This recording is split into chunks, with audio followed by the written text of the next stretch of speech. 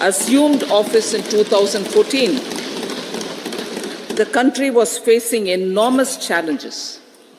With Sabka Saath, Sabka Vikas as its mantra, the government overcame those challenges in right earnest. Structural reforms were undertaken. Pro-people programs were formulated and implemented promptly. Conditions were created for more opportunities for employment and entrepreneurship. The economy got a new vigor. The fruits of development started reaching the people at scale. The country got a new sense of purpose and hope. Naturally, the people blessed the government with a bigger mandate.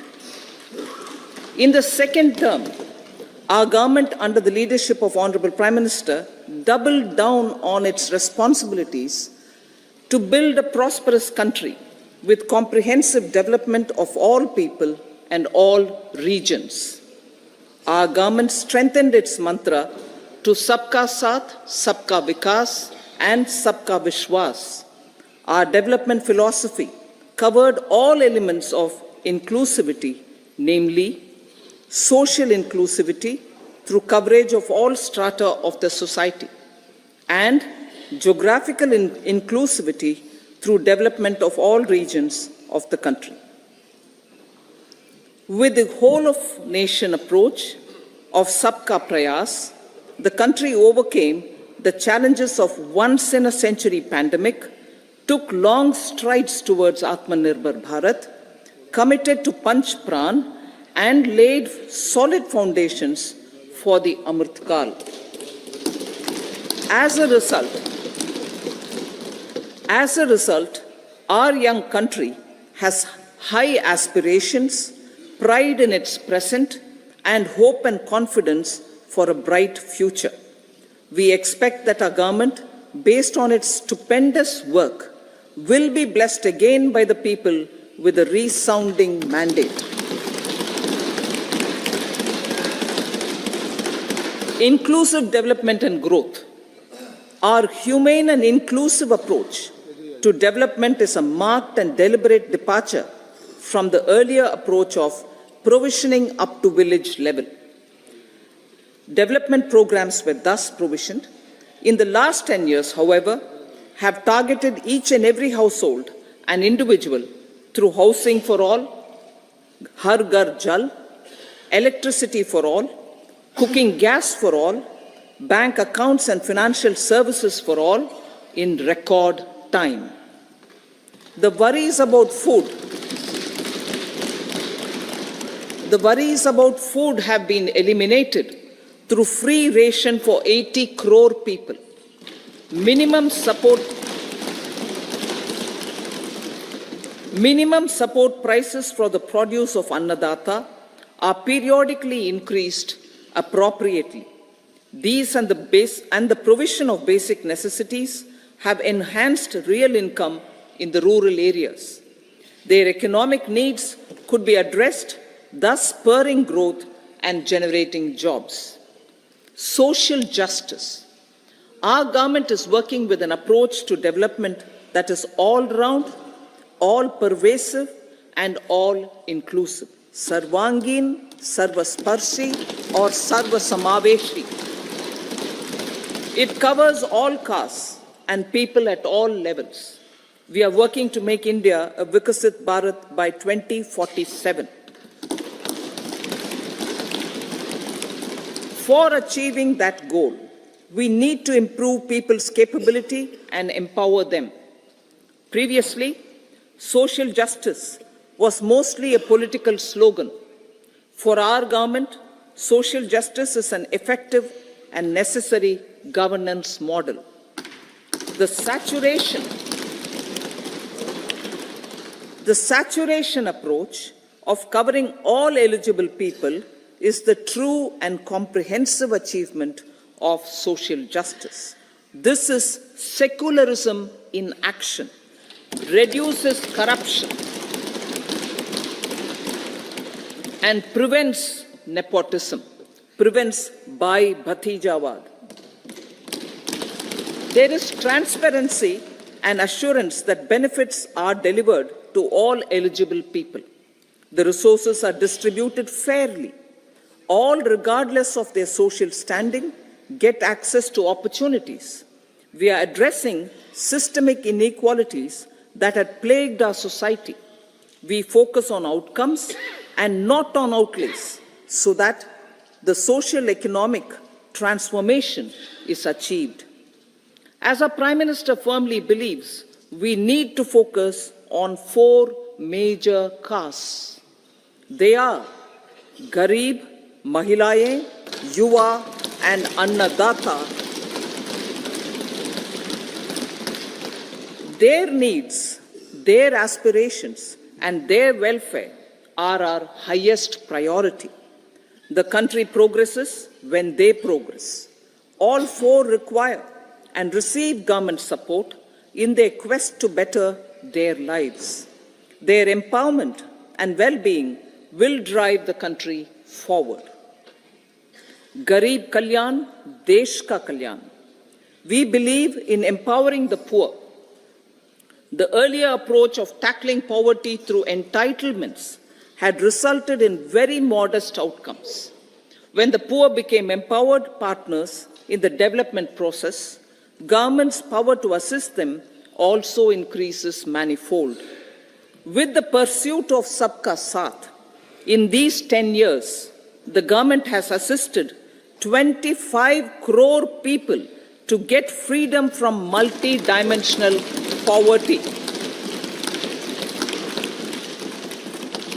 Our government's efforts are now getting synergized with energy and passion of such empowered people.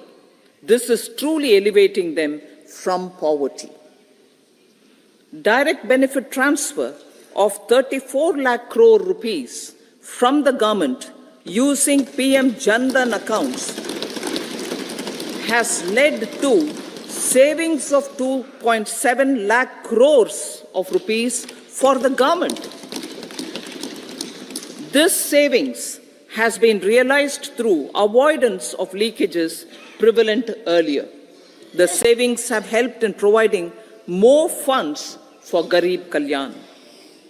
PM Swanidhi has provided credit assistance to 78 lakh street vendors.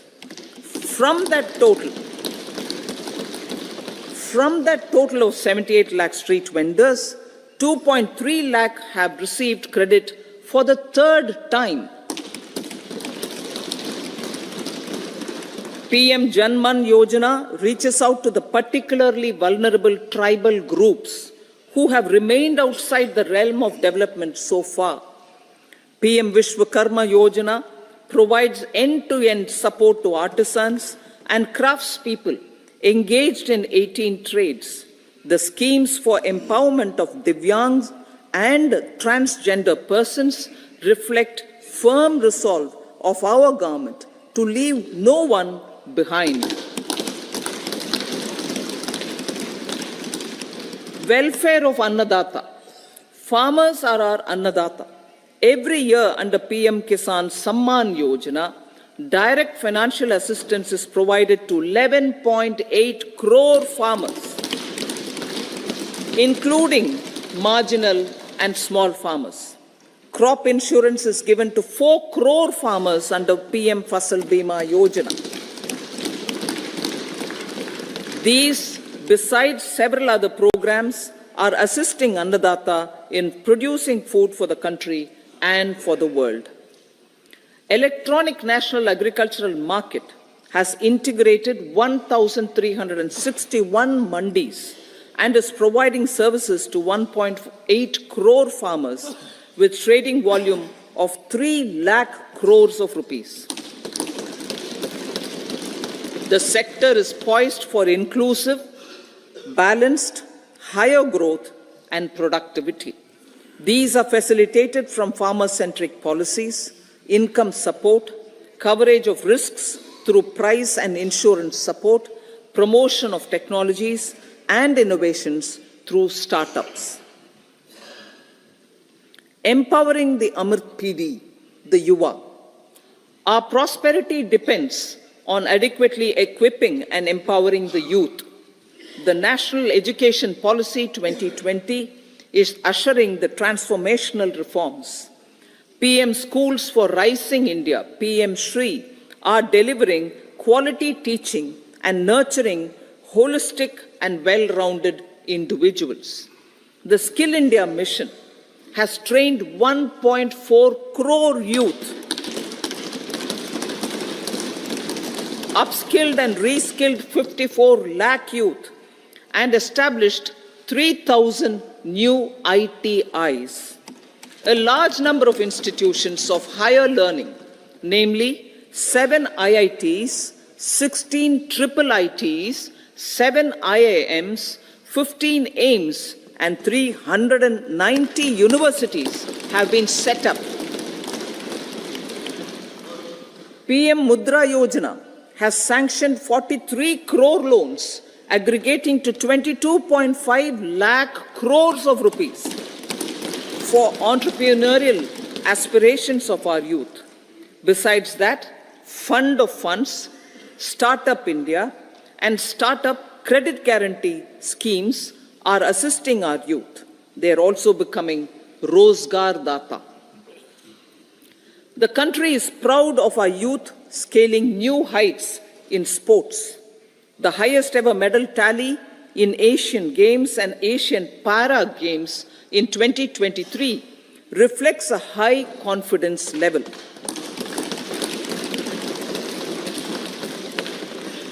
Chess prodigy and our #1 ranked player Pragnananda put up a stiff fight against the reigning world champion Magnus Carlsen in 2023. Today, India has over 80 chess grandmasters compared to little over 20 in 2010. Momentum for Nari Shakti, the empowerment of women through entrepreneurship, ease of living, and dignity for them has gained momentum in these 10 years. 30 crore Mudra Yojana loans have been given to women entrepreneurs. Female enrollment in higher education has gone up by 28% in 10 years. In STEM courses, girls and women constitute 43% of enrollment, one of the highest in the world. All these measures are getting reflected in the increasing participation of women in workforce. Making triple talaq illegal, reservation of 1/3 seats for women in the Lok Sabha and state assemblies, and giving over 70% houses under PM Awas Yojana in rural areas to women, and giving over 70% houses under PM Awas Yojana in rural areas to women as sole or joint owners have enhanced their dignity. Exemplary track record of governance, development, and performance. Besides delivering on high growth in terms of gross domestic product, the government is equally focused on a more comprehensive GDP, that is, governance, development, and performance. Our government has provided transparent, accountable, people-centric, and prompt, trust-based administration with citizen-first and minimum government, maximum governance approach. The impact of all-round development is discernible in all sectors. There is macroeconomic stability, including in the external sector. Investments are robust. The economy is doing well. People are living better and earning better, with even greater aspirations for future. Average real income of the people has increased by 50%. Inflation is moderate. People are getting empowered, equipped, and enabled to pursue their aspirations. There is effective and timely delivery of programs and of large projects. Economic management. The multi-pronged economic management over the past 10 years has complemented people-centric, inclusive development. Following are some of the major elements. 1. All forms of infrastructure, physical, digital, or social, are being built in record time.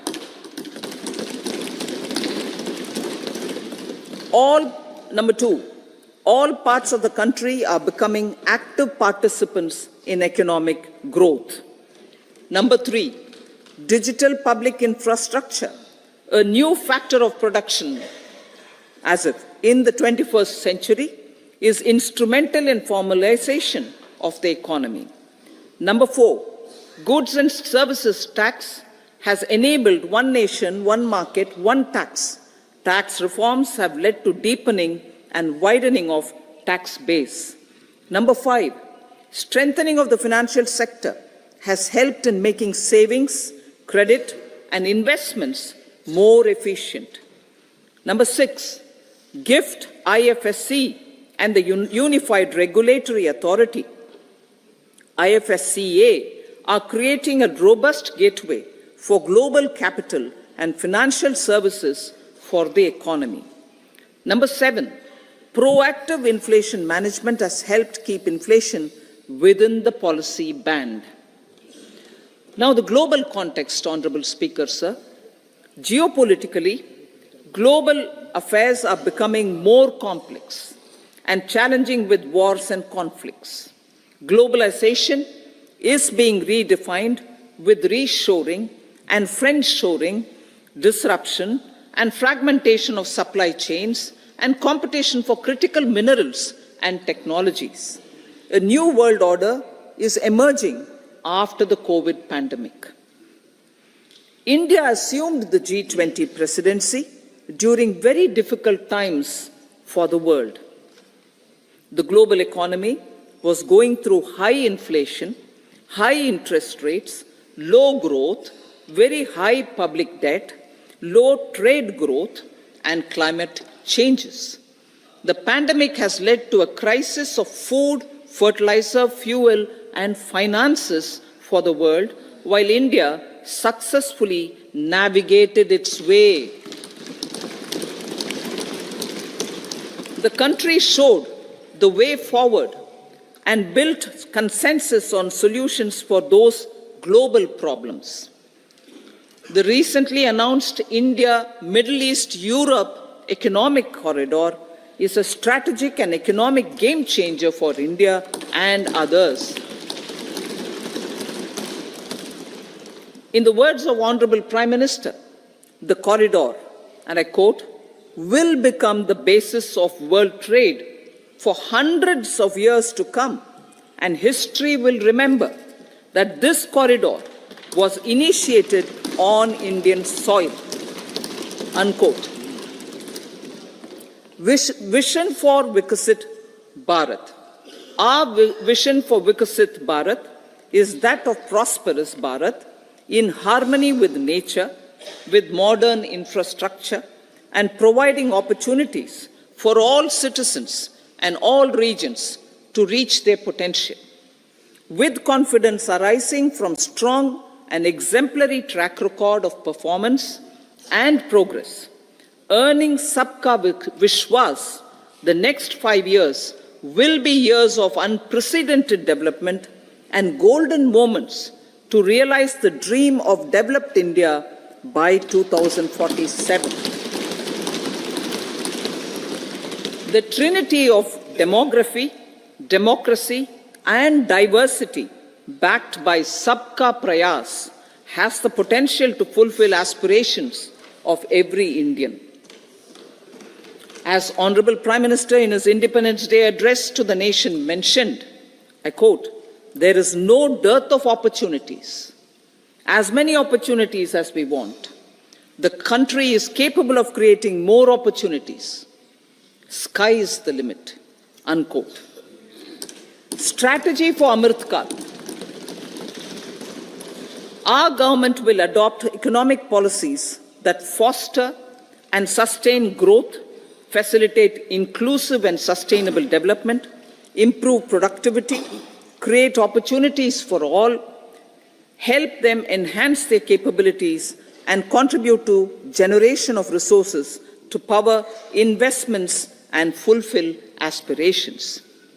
Guided by the principle, reform, perform, and transform, the government will take up next generation reforms and build consensus with the states and stakeholders for effective implementation.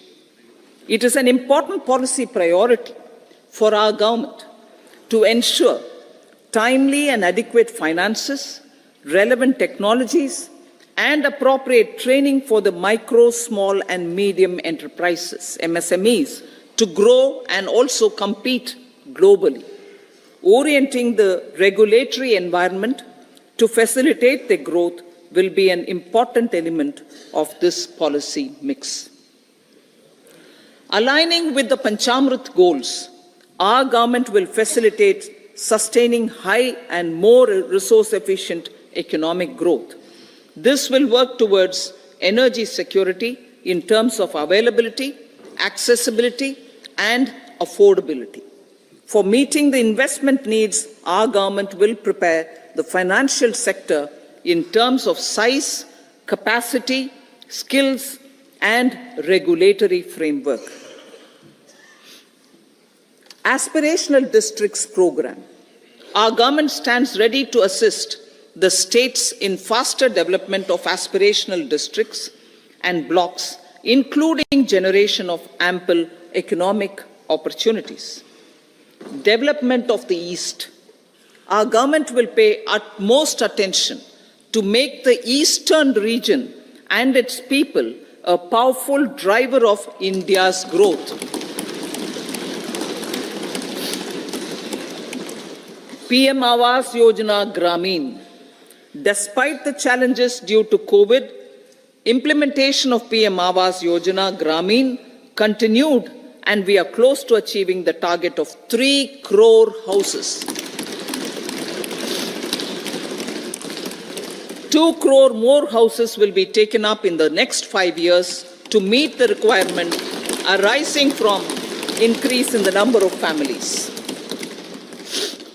Rooftop solarization and Muft Bijli.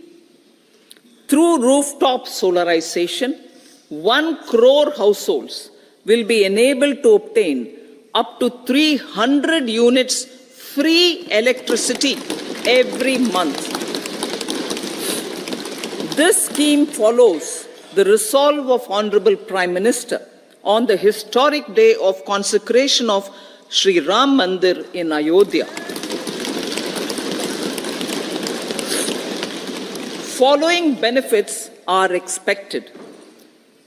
Savings up to 15 to 18,000 rupees annually for households from free solar electricity and selling the surplus to the distribution companies. Charging of electric vehicles. Entrepreneurship opportunities for a large number of vendors for supply and installation.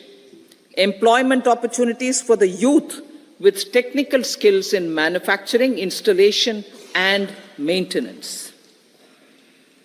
Housing for middle class.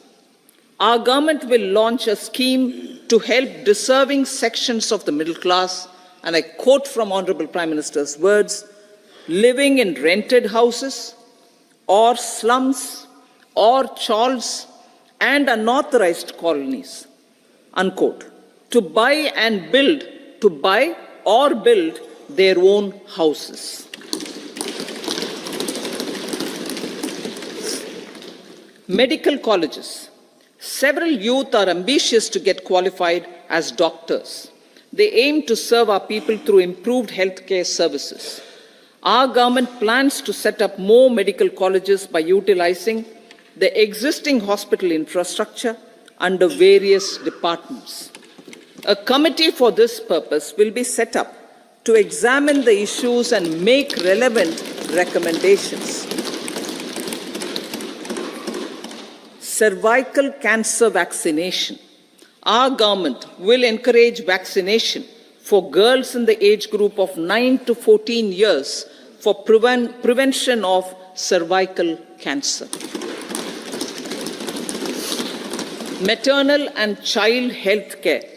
Various schemes for maternal and child care will be brought under one comprehensive program for synergy in implementation. Upgradation of Anganwadi centers under Saksham Anganwadi and Poshan 2.0 will be expedited for improved nutrition delivery, early childhood care and development. The newly designed U-Win platform for managing immunization and intensified efforts of Mission Indradhanush will be rolled out expeditiously throughout the country. Ayushman Bharat. Healthcare cover under Ayushman Bharat scheme will be extended to all ASHA workers, to all Anganwadi workers and helpers. Agriculture and food processing. The efforts of value addition in agriculture sector and boosting farmers' incomes will be stepped up. Pradhan Mantri Kisan Sampada Yojana has benefited 38 lakh farmers and generated 10 lakh employment. Pradhan Mantri Formalization of Micro Food Processing Enterprises Yojana has assisted 2.4 lakh SHGs and 60,000 individuals with credit linkages. Other schemes are complementing the efforts for reducing post-harvest losses and improving productivity and incomes. For ensuring faster growth of the sector, our government will further promote private and public investment in post-harvest activities, including aggregation, modern storage, efficient supply chains, primary and secondary processing and marketing and branding. Nano DAP. After the successful adoption of nano urea, application of nano DAP on various crops will be expanded in all agroclimatic zones. Atmanirbhar Oil Seeds Abhiyan. Building on the initiative announced in 2022, a strategy will be formulated to achieve Atmanirbharta for oil seeds such as mustard, groundnut, sesame, soya bean, and sunflower. This will cover research for high-yielding varieties, widespread adoption of modern farming techniques, market linkages, procurement, value addition, and crop insurance. Dairy development. A comprehensive program for supporting dairy farmers will be formulated. Efforts are already on to control foot and mouth disease. India is the world's largest milk producer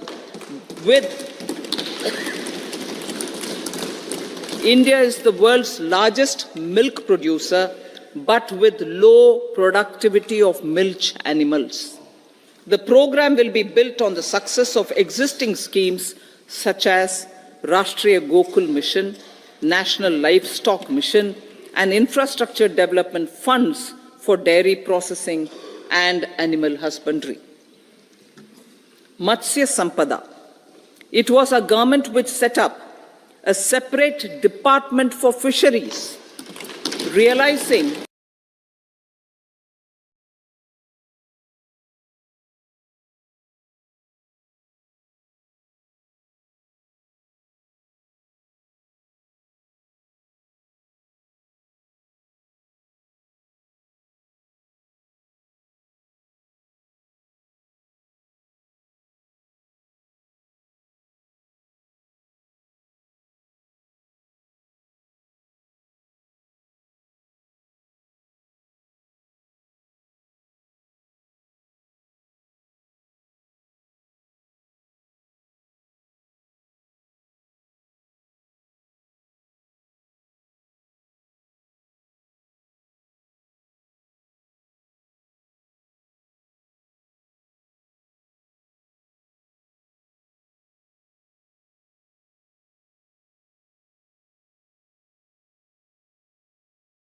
SHGs, 83 lakh SHGs with economic landscape, with empowerment and self-reliance.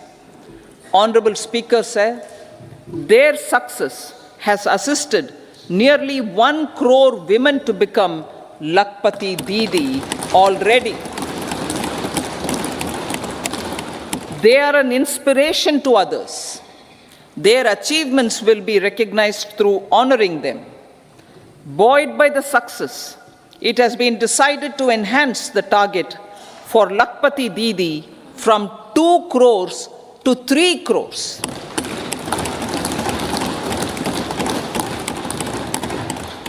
Technological changes, new age technologies and data are changing the lives of people and businesses. They are also enabling new economic opportunities and facilitating provision of high-quality services at affordable prices for all, including those at the bottom of the pyramid. Opportunities for India at the global level are expanding. India is showing solutions through innovation and entrepreneurship of its people. Research and innovation for catalyzing growth, employment, and development. Prime Minister Shastri, Prime Minister Lal Bahadur Shastri gave the slogan of Jai Jawan, Jai Kisan. Prime Minister Vajpayee, Atal Bihari Vajpayee ji, made that Jai Jawan, Jai Kisan, Jai Vigyan. Prime Minister Modi has furthered that to Jai Jawan, Jai Kisan, Jai Vigyan and Jai Anusandhan, as innovation is the foundation of development. For our tech-savvy youth, this will be a golden era. A corpus of 1 lakh crore rupees will be established with 50-year interest-free loan provided.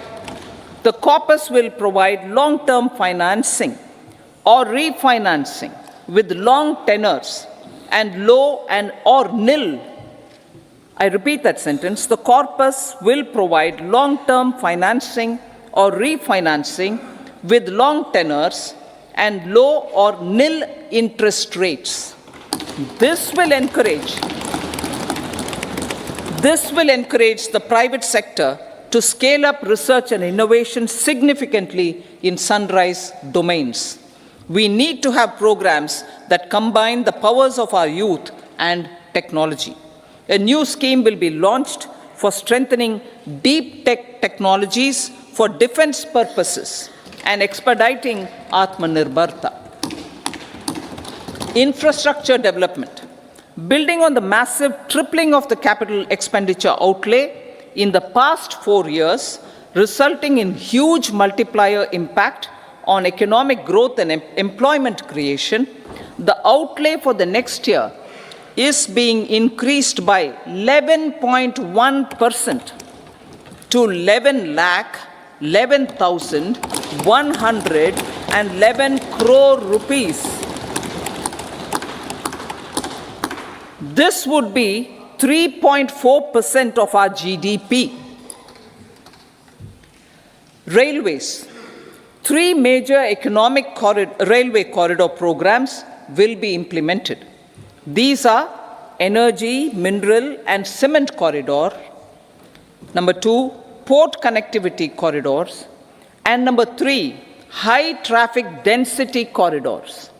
The projects have been identified under the PM Gati Shakti for enabling multimodal connectivity. They will improve logistics efficiency and reduce cost.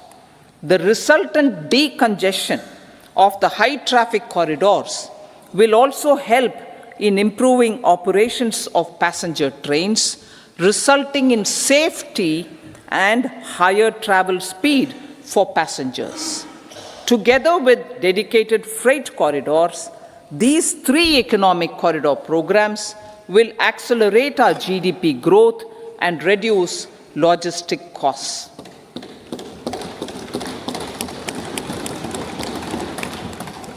40,000 normal rail bogies will be converted to Vande Bharat standards to enhance safety, convenience, and comfort of passengers. Aviation sector. The aviation sector has been galvanized in the past 10 years. Number of airports have doubled to 149. Rollout of air connectivity to Tier 2 and Tier 3 cities under Udan scheme has been widespread. 517 new routes are carrying 1.3 crore passengers. Indian carriers have proactively placed orders for over 1,000 new aircrafts. Expansion of existing airports and development of new airports will continue expeditiously. Metro and Namo Bharat.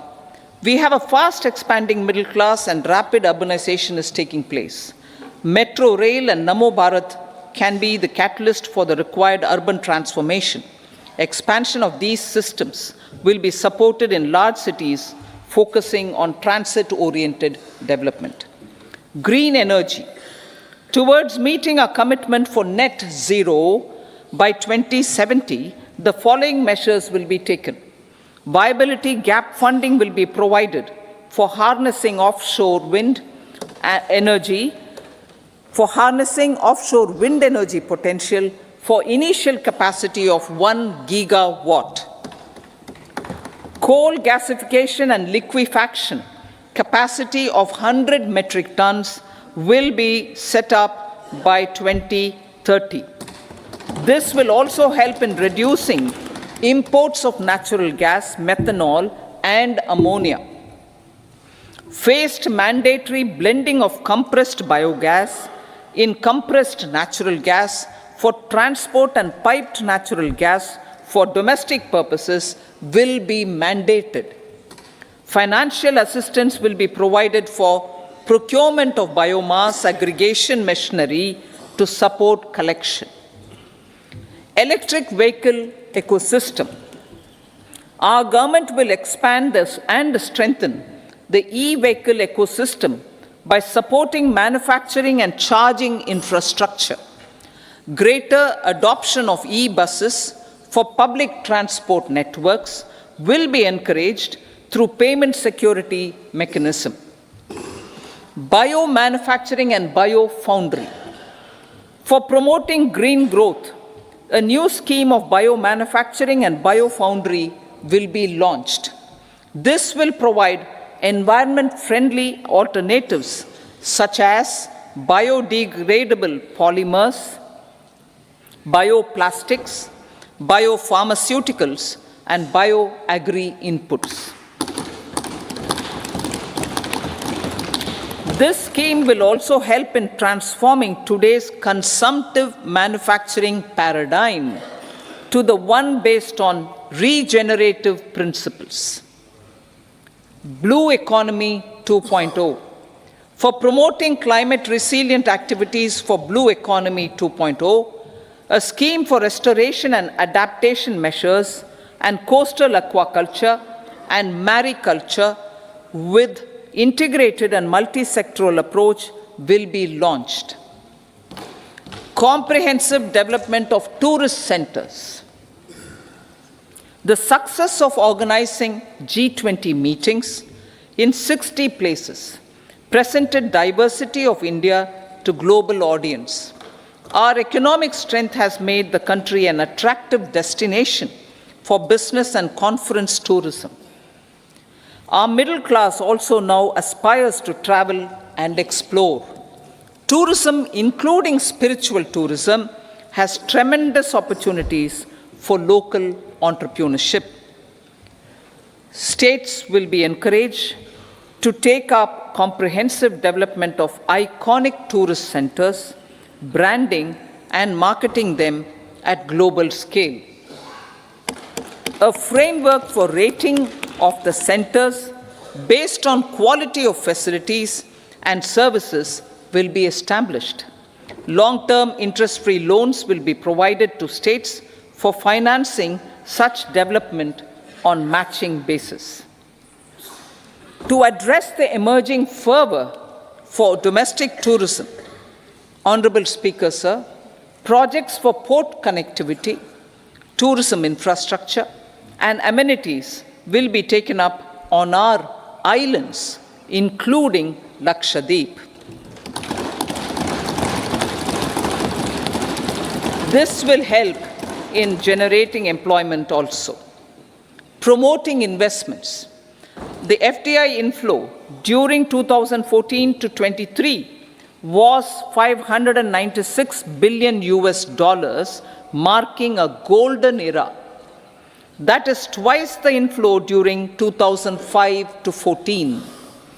For encouraging sustained foreign investment, we are negotiating bilateral investment treaties with our foreign partners in the spirit of First Develop India. FDI is First Develop India. Reforms in the states for Vikasit Bharat.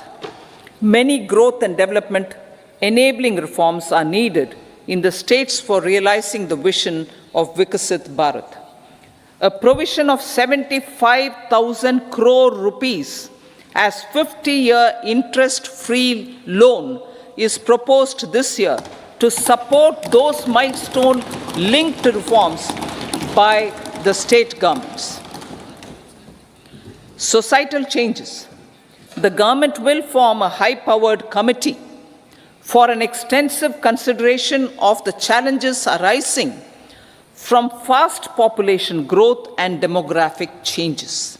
The committee will be mandated to make recommendations for addressing these challenges comprehensively in relation to the goal of Vikasit Bharat. Amrit Kal as Kartavya Kal.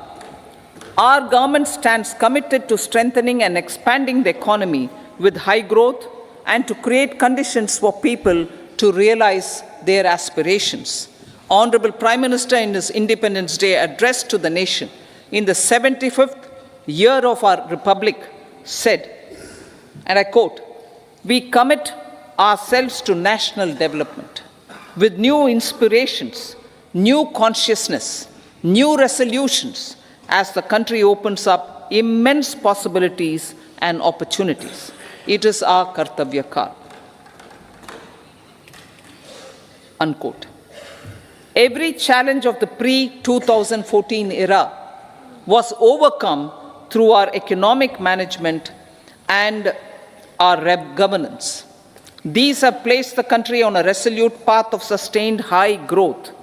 This has been possible through right policies, true intentions, and appropriate decisions.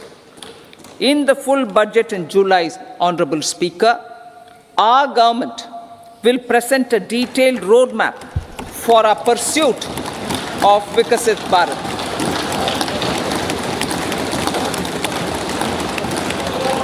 Revised estimates. Revised estimates of 2023-24. The revised estimate of the total receipts other than borrowings is 27.56 lakh crores of rupees, of which the tax receipts are 23.24 lakh crore rupees. The revised estimate of total expenditure is 44.90 lakh crore rupees.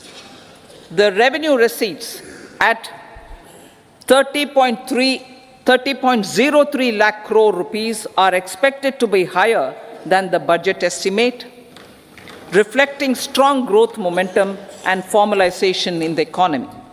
The revised estimate of the fiscal deficit is 5.8% of GDP, improving on the budget estimate, notwithstanding moderation in the nominal growth estimates. Budget estimates for 2024-25. Coming to the year 2024-25, the total receipts other than borrowings and total expenditure are estimated at 30.80 and 47.66 lakh crore rupees respectively. The tax receipts are estimated at 26.02 lakh crore rupees. The scheme of 50-year interest-free loan for capital expenditure to states will be continued this year with an outlay of 1.3 lakh crore rupees. We continue on the path of fiscal consolidation, as announced in my budget speech of 2021-22, to reduce fiscal deficit below 4.5% by 25-26. The fiscal deficit in 2024-25 is estimated to be 5.1% of GDP, adhering to that path. So the gross and net market borrowings through dated securities during 24-25 are estimated at 14.13 lakh crore rupees and 11.75 lakh crore respectively. Both will be less than that in 23-24. Now that the private investments are happening at scale, the lower borrowings by the central government will facilitate larger availability of credit for the private sector. Vote on account. I'll be seeking vote on account approval of the Parliament through the appropriation bill for a part of the financial year 2024-25.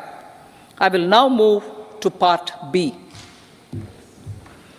Honorable Speaker, sir, over the last 10 years, the direct tax collections have more than trebled and the return filers swelled 2.4 times. I would like to assure the taxpayers that their contributions have been used wisely for the development of the country and welfare of its people. I appreciate the taxpayers for their continued support. The government has reduced and rationalized tax rates. Under the new tax scheme, there is now no tax liability for taxpayers with income up to 7 lakh rupees, up from 2.2 lakh rupees in the financial year 2013-14. The threshold for presumptive taxation for retail businesses was increased from 2 crores to 3 crores. Similarly, the threshold for professionals eligible for presumptive taxation was increased from 50 lakh rupees to 75 lakh rupees. Also, corporate tax rate was decreased from 30% to 22% for existing domestic companies and to 15% for certain new manufacturing companies. Honorable Speaker, sir, in the last 5 years, our focus has been to improve taxpayer services. The age-old jurisdiction-based assessment system was transformed with the introduction of faceless assessment and appeal, thereby imparting greater efficiency, transparency, and accountability. Introduction of updated income tax returns, a new Form 26AS, and pre-filling of tax returns have made filing of tax returns simpler and easier. Average processing time of returns has been reduced from 93 days in the year 2013-14 to a mere 10 days this year, thereby making refunds faster. Indirect taxation.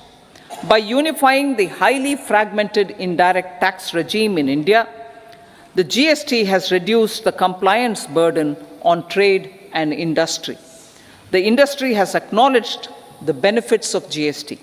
According to a recent survey conducted by a leading consulting firm, 94% of industry leaders view the transition to GST as largely positive. According to 80% of the respondents, it has led to supply chain optimization, as elimination of tax arbitrage and octroi has resulted in disbanding of checkposts at the state and city boundaries. At the same time, tax base of GST more than doubled, and the average monthly gross GST collection has almost doubled to 1.66 lakh crores this year. States too have benefited.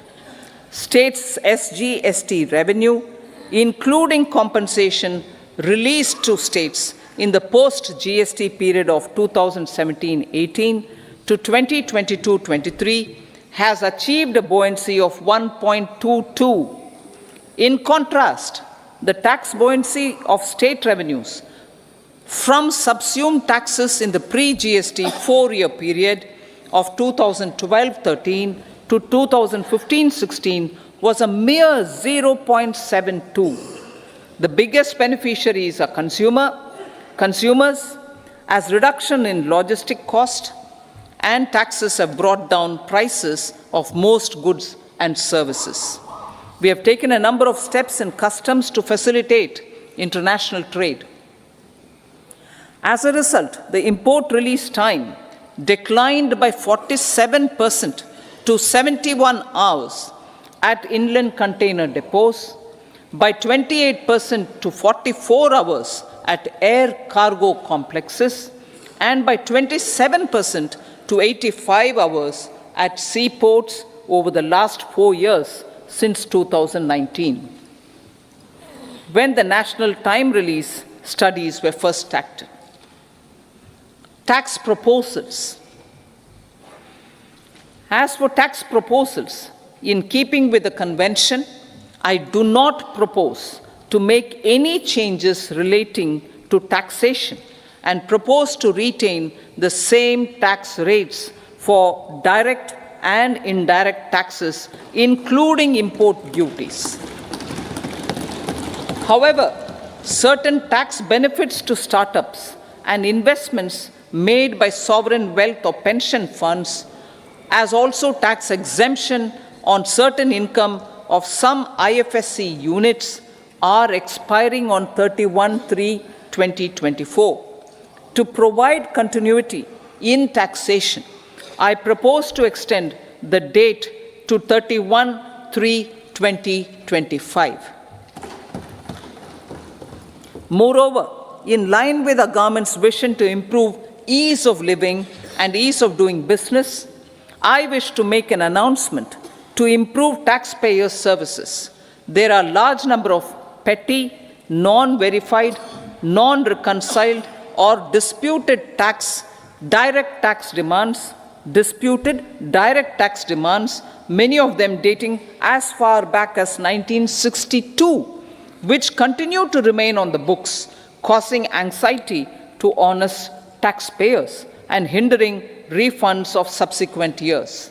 Honorable Speaker, sir, I propose to withdraw such outstanding direct tax demands up to 25,000 rupees pertaining to the period up to financial year 2009-10 and up to 10,000 rupees for financial years 2010-11 to 2014-15. This is expected to benefit about 1 crore taxpayers. 1 crore taxpayers would benefit out of this. Economy then and now. In 2014, when our government assumed the reins, the responsibility to mend the economy step by step and to put the governance systems in order was enormous. The need of the hour was to give hope to the people, to attract investments, and to build support for the much-needed reforms. The government did that successfully, following a strong belief of nation first. The crisis of those years has been overcome, and the economy has been put firmly on a high, sustainable growth path with all-round development. It is now appropriate to look at where we were then. I repeat, it is now appropriate to look at where we were then till 2014 and where we are now, only for the purpose of drawing lessons from the mismanagement of those years. The government will lay a white paper on table of the House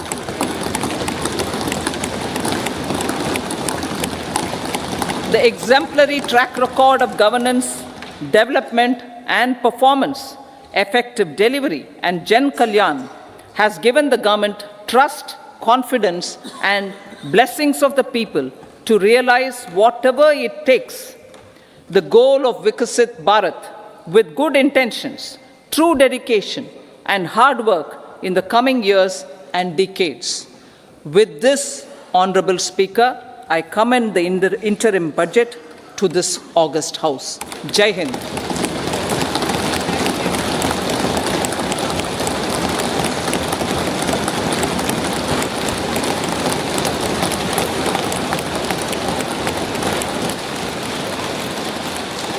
item number 2 Shrimati Nirmala Sitharaman जी।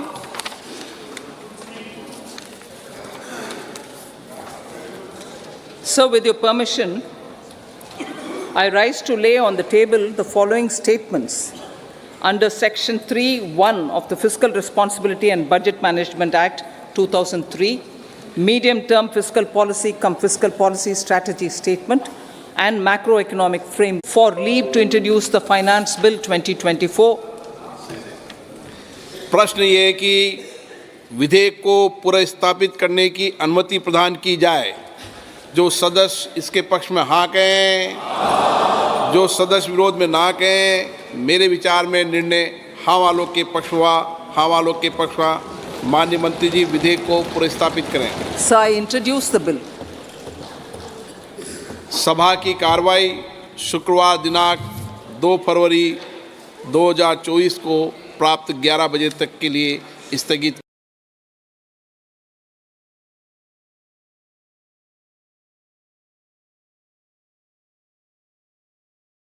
है तो सरकार चुनाव से पहले के आखिरी budget में क्या कुछ आपके लिए लेकर आ सकती है? सुरभि, ये देखना होगा आज। बिल्कुल, और चुनावों को देखते हुए आखिर वैसे तो ये अंतरिम बजट होगा, लेकिन माना यही जा रहा है कि सरकार इस बजट के जरिए संकेतों में वोटर्स को बहुत बड़ा संदेश देने वाली है। और इन वोटर्स की जरूरत की सारी चीजों को ध्यान में रखते हुए ही TV9 भारतवर्ष के स्टूडियो में इस वक्त आपको इलेक्ट्रॉनिक सेंटर के साथ साथ और हम कह दें कि यहाँ ग्रोसरी मार्केट भी नजर आ रही है। और ग्रोसरी मार्केट की अगर हम बात करते हैं तो कंज्यूमर के लिहाज से ये समझना जरूरी है कि बजट से हमारी एक्सपेक्टेशंस क्या होती हैं। इकोनॉमिस्ट भी यहां पर मौजूद होंगे, जहां देखिए किस तरीके से चाय स्टॉल पर बातचीत तो होगी, क्योंकि यहाँ चाय पर चर्चा जिस तरीके से सुर्खियों में रहती है, उस बजट की बातों को लेकर भी आज इसी स्टूडियो में चर्चा होने वाली है। हालांकि इलेक्ट्रॉनिक सेंटर में खरीदारी के लिए अब अगर आप जाएंगे तो क्या वाकई कुछ राहत आपको मिलने वाली है इस बजट के बाद? इस पर भी हमारी नजर रहेगी। वहीं अगर हम फल सब्जी की दुकान और स्पेशल काउंटर की बात करें तो कहीं ना कहीं महिलाओं का हमेशा बजट को देखते हुए चर्चा का विषय रहता है उनका किचन बजट। तो समीर, अब आपकी और हमारी जो भी जरूरत होती है डे टू डे लाइफ में, बजट उस पर किस लिहाज से कितना असर डालने वाला है, इस पर हमारी नजर रहेगी। बिल्कुल, और नजर तो रहेगी, और साथ ही साथ बजट में जो घोषणाएं की जाती हैं, जिन योजनाओं का ऐलान किया जाता है, वो आने वाले वक्त में देश पर कितना असर डालेंगी और उससे भी बढ़ के 2024 के लोकसभा चुनावों पर वोटर्स पर कितना असर डालेंगी। हमारे साथ देखिए तमाम क्षेत्रों के एक्सपर्ट्स थोड़ी देर में मौजूद होंगे। थोड़ी देर में आपको ये सारी कुर्सियां भरी हुई नजर आएंगी। दो राजनीतिक आर्थिक एक्सपर्ट्स हमारे साथ मौजूद होंगे। इसके अलावा हेल्थ, डिफेंस, टैक्स, कृषि और कंज्यूमर एक्सपर्ट्स भी हमारे साथ मौजूद होंगे। तो युवा, छात्र, किसान, गृहिणी, रक्षा क्षेत्र के लोग, गरीब, देश की बम्पर इकोनॉमी को देखते हुए तमाम वर्ग ऊंची उम्मीदें लगाए बैठा है। सुरभि, हालांकि मोदी सरकार 2.0 के आखिरी बजट कुछ ही देर में जब सामने आने वाला है, आज पूरे दिन TV9 भारतवर्ष के स्टूडियो में ही एक्सपर्ट्स मौजूद होंगे, बड़ा पैनल मौजूद होगा और बजट की हर बारीकी पर उनसे होगी चर्चा। आप पर होने वाले असर की एक एक बारीकी भी हम आपको समझाएंगे, किसे क्या मिला ये भी जानेंगे।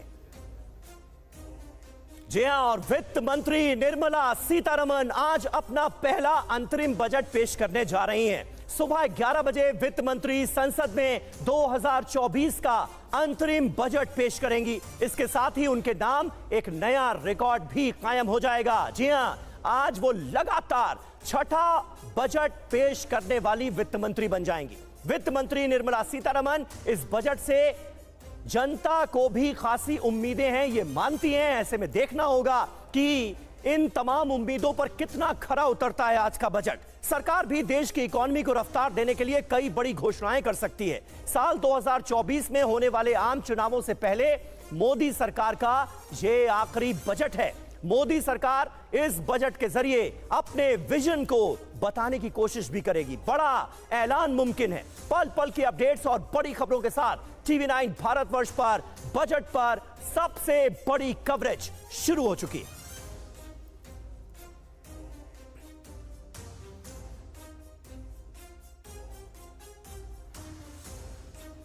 और हमारे रिपोर्टर्स भी इस वक्त हमें ज्वाइन कर रहे हैं और पीयूष इस वक्त हमारे सहयोगी इस वक्त हमें ज्वाइन कर चुके हैं, क्योंकि मोदी के विजन को देखते हुए ये सवाल और ये जानने के आनंद प्रकाश पांडे हमारे सहयोगी से भी मैं बात करूंगी कि आखिर किस तरीके से इस बजट में आने वाले चुनाव और साथ ही अर्थव्यवस्था को देखते हुए एक बैलेंस बनाने की कोशिश की जा रही है। लेकिन उससे पहले समीर, ये जानना और समझना बहुत जरूरी है कि आखिर मोदी के विजन की अगर हम बात करते हैं तो आज के इस अंतरिम बजट में क्या होने वाला है खास। बिल्कुल, और हमारे रिपोर्टर्स जो हैं वो छतरी लगाकर खड़े हैं। बारिश हो रही है। देखना यह होगा कि इस बजट में योजनाओं की कितनी बारिश होती है, उम्मीदों कितनी पूरी हो पाती हैं वो आम जनता की, ये बड़ा सवाल है। सवाल यह भी है कि आज अंतरिम बजट है, लेकिन क्या सरकार कोई बड़ा फैसला भी ले सकती है। सूत्रों के मुताबिक जो जानकारी टीवी 9 भारतवर्ष को मिली है वो अब हम आपके सामने रखने जा रहे हैं। ये देखिए, मोदी सरकार का बजट पीएम किसान सम्मान निधि को लेकर बड़ी घोषणा मुमकिन है। आपको याद होगा 2019 के अंतरिम बजट में किसान सम्मान निधि योजना की शुरुआत की गई थी, ऐलान किया गया था। अभी 6000 सालाना इसके तहत किसानों को दिए जाते हैं। बजट में जो अनुमान है वो 9000 सालाना करने का है, यानी 3000 के इजाफे का है। लाभार्थी देखिए 8 करोड़ 12 लाख से ज्यादा हैं। 23-24 में आवंटन जो हुआ है वो 60,000 करोड़ का हुआ है। इसमें इजाफा किया जा सकता है, यानी किसानों के लिए बड़ी राहत की खबर सामने आ सकती है। 6000 सालाना से 9000 सालाना फायदा चुनाव से पहले लाभार्थी किसानों को साधने की कोशिश कर सकती है मोदी सरकार। 8 करोड़ से ज्यादा किसानों में जाहिर है इसके बाद पैठ बढ़ेगी।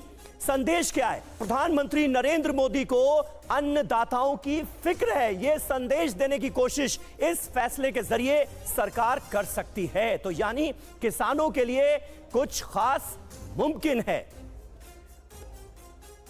और इस बीच एक बड़ी खबर भी बता दें, जहां 8:15 बजे अब से थोड़ी देर बाद अपने घर से निकलेंगी निर्मला सीतारमन, और आपको बता दें वित्त मंत्रालय में अपनी बजट टीम से उनकी मुलाकात होगी। 8:50 पर वित्त मंत्रालय के गेट पर फोटो सेशन होगा, जबकि 9:30 बजे का वक्त होगा जब संसद भवन पहुंचेंगी वित्त मंत्री। अंतरिम बजट को कैबिनेट में मंजूरी मिलेगी।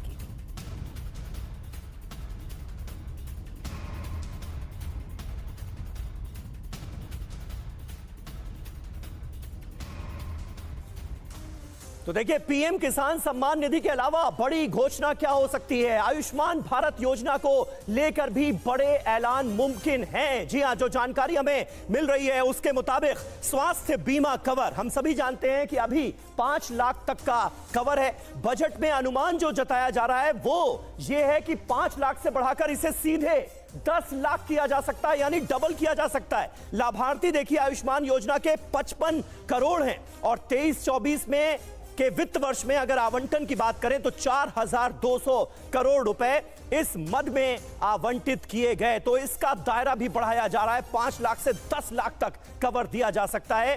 यह ऐलान भी आज मुमकिन है। और देखिए, ये एक और अहम जानकारी आपको दे दें, इससे फायदा क्या होगा ये आप जान लीजिए। यूपी में सबसे ज्यादा आयुष्मान कार्ड धारक हैं। यूपी में सीटें कितनी? 80। यूपी बहुत इंपॉर्टेंट है। पीएम मोदी को गरीबों के स्वास्थ्य की फिक्र है। यह संदेश इस कदम के जरिए, इस ऐलान के जरिए सरकार देने की पूरी कोशिश करेगी। हमारे साथ इस वक्त हमारे दो सहयोगी मौजूद हैं, आनंद प्रकाश पांडे और पीयूष पांडे। आनंद, ये बताइए कि अंतरिम बजट है, जैसा कि नाम से ही क्लियर हो रहा है, यह पूर्ण बजट नहीं है, अंतरिम बजट है, चुनावी वर्ष है। ऐसे में सरकार के सामने कुछ रिस्ट्रिक्शंस भी हैं, लेकिन उसके बावजूद चुनावों के मद्देनजर क्या कई लोक लुभावन वादे, योजनाएं सामने आ सकती हैं आज के बजट में? जी देखिए, नियमों के मुताबिक अंतरिम बजट उसको कहा जाता है कि अगर सरकार के पास बहुमत है और सदन का विश्वास उसके पास है और लोकसभा चुनाव का ऐलान नहीं हुआ है तो आप अंतरिम बजट पेश कर सकते हैं और उसमें आप बड़ी घोषणाएं भी कर सकते हो, इस पर कोई रोक नहीं है। और अगर चुनावी साल है तो जाहिर तौर पे सरकार कोशिश करेगी इस बजट के जरिए जनता को एक मैसेज देने के लिए। और कल आपको प्रधानमंत्री का बयान याद होगा, जब उन्होंने बजट सत्र की शुरुआत में कहा था, उन्होंने 3-4 बार निर्मला सीतारमण का नाम लिया और उन्होंने बार बार ये कहा कि निर्मला सीतारमण का जो बजट रहेगा अंतरिम बजट, वो कुछ मार्गदर्शक बिंदुओं के साथ रहेगा। और उन्होंने ये भी कहा कि जब हम फिर से सत्ता में लौट कर आएंगे, यानी कि फिर से हमारी सरकार जो बनने जा रही है, तो हम पूर्ण बजट पेश करेंगे। तो सरकार ये मान के चल रही है कि फिर से सरकार रिपीट होने जा रही है, तो ऐसे में इस अंतरिम बजट में सरकार बड़े बड़े ऐलान कर सकती है वोटरों को लुभाने के लिए, क्योंकि सरकार की मानना है कि फिर से जीत के आ रहे हैं और जो हम घोषणाएं करेंगे उसको पूर्ण बजट में हम उसको लागू करेंगे। लेकिन अंतरिम बजट की जिस लिहाज से हम चर्चा कर रहे हैं, अंतरिम बजट होने के बावजूद अटकल ये भी है कि सरकार महिलाओं को बड़ी सौगात दे सकती है। ऐसे में इसी बजट में मोदी विजन को ध्यान में रखते हुए लाडली बहना योजना के बारे में डिटेल्स आपके सामने, क्योंकि ऐलान संभव है, स्कीम देश भर में लागू हो सकती है। और अभी कहां पर है फिलहाल ये स्कीम, जान लीजिए। मध्य प्रदेश में है स्कीम, है हर महीने 1250 रुपए मिलने की, और साथ ही एमपी में इसके लाभार्थी 1,32,00,000 हैं। ऐसे में लाडली बहना योजना के बारे में जानकारी आपने जानी, लेकिन अगर आज लाडली बहना जैसी योजना का ऐलान हुआ तो इसके जरिए संदेश क्या जाएगा? यहां महत्वपूर्ण है ये समझना कि जिस तरीके से पहले ये मध्य प्रदेश में लागू हुई, अब अगर देश भर में ये लागू होती है तो बड़ा फायदा होगा। करोड़ों महिला मतदाताओं को इसके जरिए जो सौगात मिलेगी उन्हें साधने की कोशिश की जाएगी। और संदेश है इसमें प्रधानमंत्री नरेंद्र मोदी की जिस तरीके से संबोधन में इस बात का जिक्र आता है कि बहनों की उन्हें फिक्र है। पीयूष, एक क्विक रिएक्शन इस पर आपसे चाहूंगी, क्योंकि अभी तक के हाल ही के संबोधन में महिलाओं पर फोकस करते हुए उनके बीच अपनी मौजूदगी में अपनी बात रखने की जो प्रधानमंत्री की कोशिश रही है, उसी के तहत ये योजना महत्वपूर्ण। देखिए सुरभि, जो आप देख सकते हैं कि यहाँ नॉर्थ ब्लॉक में बारिश हो रही है और देखना ये होगा कि अंतरिम बजट में वित्त मंत्री निर्मला सीतारमण किस तरह से सौगातों की बारिश देश की जनता पर करती हैं। सबसे अहम बात यह है कि इंफ्रास्ट्रक्चर, महिलाओं और किसानों को लेकर के जो एग्जिस्टिंग योजनाएं हैं, यानी कि मौजूदा जो योजनाएं हैं, उन पर घोषणाएं की जा सकती हैं। कोई रिस्ट्रिक्शन नहीं है। जो आर्टिकल 116 है उसके तहत वोट ऑन अकाउंट भी पेश किया जाएगा। और अंतरिम बजट सिर्फ इसलिए कहा जाता है क्योंकि ये एक परंपरा है।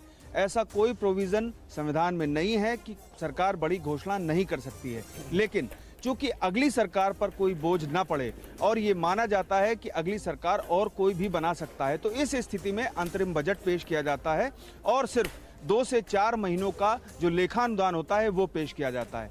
फिर भी ये स्पष्ट तौर पर है कि इस अंतरिम बजट में बड़ी घोषणाएं की जाएंगी और जो एग्जिस्टिंग योजनाएं हैं वो देश के किसी राज्य में हो या फिर वित्त मंत्रालय की ओर से, यानी कि केंद्र सरकार की ओर से घोषित की गई हों, उन योजनाओं पर घोषणाएं की जा सकती हैं। ये जरूर है कि परंपरा के अनुसार आप हमारे साथ आनंद भी बने हुए हैं। उम्मीदों का एक आसमान नजर आ रहा है। कितनी उम्मीदें आज के बजट में सरकार पूरी कर पाती है आम लोगों की, देश के मिडिल क्लास की, किसानों की, गरीबों की, ये देखने वाली बात होगी। हाल ही में मोदी सरकार ने सूर्योदय योजना का ऐलान किया, जिसके लिए इस बार बजट में बड़ा फंड आवंटित किया जा सकता है। मोदी का बजट, प्रधानमंत्री सूर्योदय योजना का ऐलान। बजट का जो अनुमान है वो 20,000 करोड़ का है। जो टारगेट है वो क्या है ये देखिए, 1 करोड़ घरों के ऊपर छतों पर सोलर पैनल लगाए जाएंगे। इसका फायदा क्या होगा? बिजली खपत में जबरदस्त कमी आएगी। तो ये बहुत महत्वाकांक्षी योजना है सरकार की, और इसके लिए बजट में क्या क्या प्रावधान किया जाता है ये भी देखने वाली बात होगी। माना यह जा रहा है कि बजट में पीएम जन धन योजना को लेकर भी बड़ा ऐलान मुमकिन है। जी हां, मोदी के बजट में प्रधानमंत्री जन धन योजना पर कितना फोकस रहेगा ये देखने वाली बात है। ऐलान संभव है पीएम जन धन योजना 2.0। लक्ष्य क्या है? खाता धारकों को निवेश के लिए इसके जरिए और ज्यादा प्रोत्साहित किया जाएगा। खाते कितने?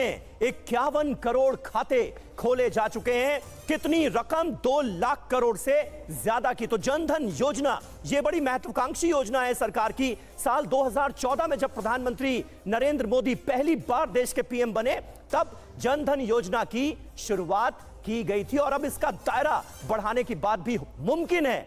सुरभि इस बार के बजट। बिल्कुल, लेकिन अब ये भी बता देते हैं कि पीएम आवास योजना को लेकर आज वित्त मंत्री अंतरिम बजट में क्या घोषणा कर सकती है। नजर जिस तरीके से अलग अलग योजनाओं पर है, उसमें पीएम आवास योजना को लेकर ऐलान संभव है और बजट में बढ़ोतरी इसके देखते हुए मानी जा रही है।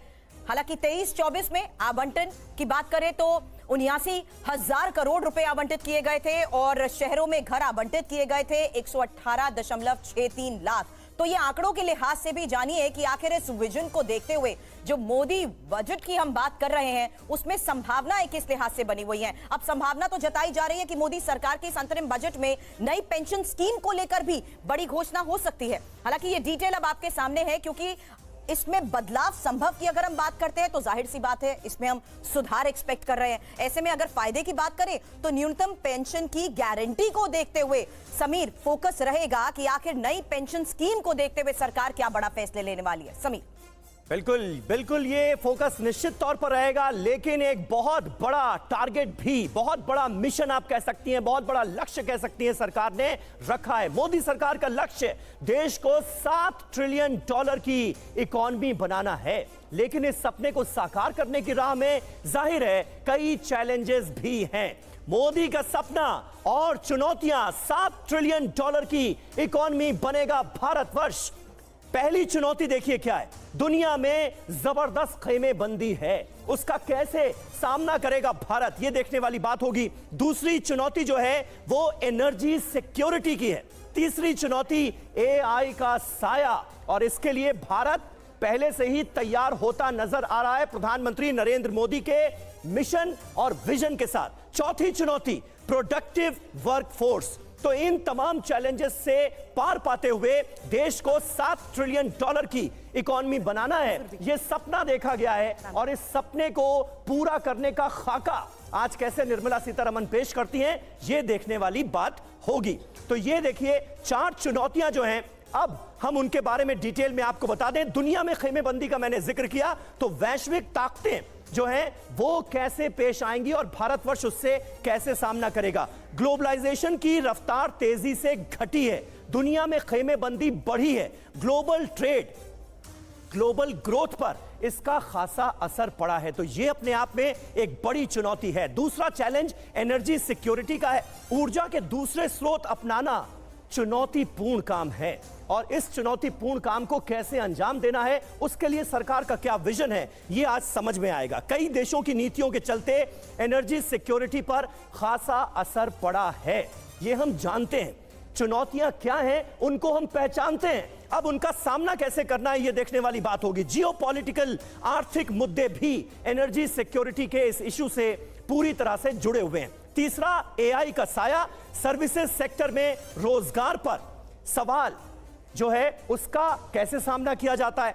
रोजगार के 40% हिस्से पर एआई का असर पड़ रहा है, इससे कैसे निपटने की तैयारी की गई है। डिजिटली स्किल्ड लेबर फोर्स में निवेश के लिए क्या प्लानिंग है सरकार की। चौथा प्रोडक्टिव वर्कफोर्स, कुशल कामगारों की उपलब्धता, यह निश्चित तौर पर एक बड़ी चुनौती है, लेकिन भारत का दबदबा इसमें पहले से ही है। हुनरमंद कामगारों